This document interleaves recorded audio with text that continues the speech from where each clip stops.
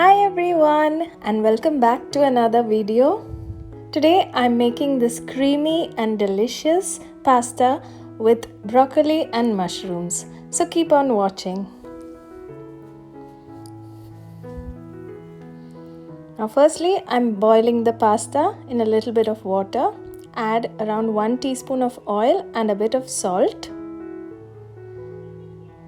Add the pasta and cook for around 10 minutes. Now in a wok, add some oil, and when the oil is hot, add a little bit of finely chopped garlic and saute it for around 2 minutes. So if you are new here, welcome and please subscribe to my channel if you haven't already. When the garlic is well sauteed, add the broccoli. I've cleaned and blanched this broccoli. Mix it well and add some salt as per your taste.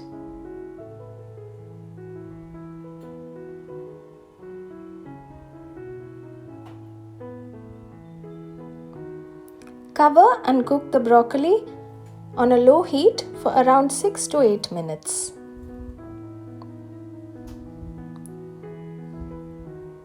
Now once the broccoli is fully cooked, I'm adding 1 cup of mushrooms. I've taken canned mushrooms here. If you're using fresh mushrooms, then you'll have to stir fry the mushrooms for another 5 minutes.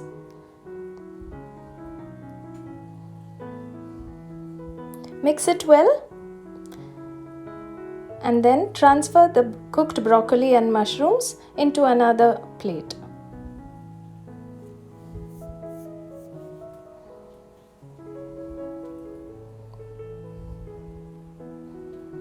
In the same wok, I'm going to make the white sauce for the pasta. For that, I've taken around 2 tablespoons of butter, and when it's melted, add around 1 tablespoon of all-purpose flour. Mix it well and keeping the heat low, saute it for around 1 to 2 minutes. Mix it well so that there are no lumps. To this I'm adding around 1.5 cups of milk, but don't add the milk all at once. Add it little by little so that there are no lumps and you get a smooth white sauce.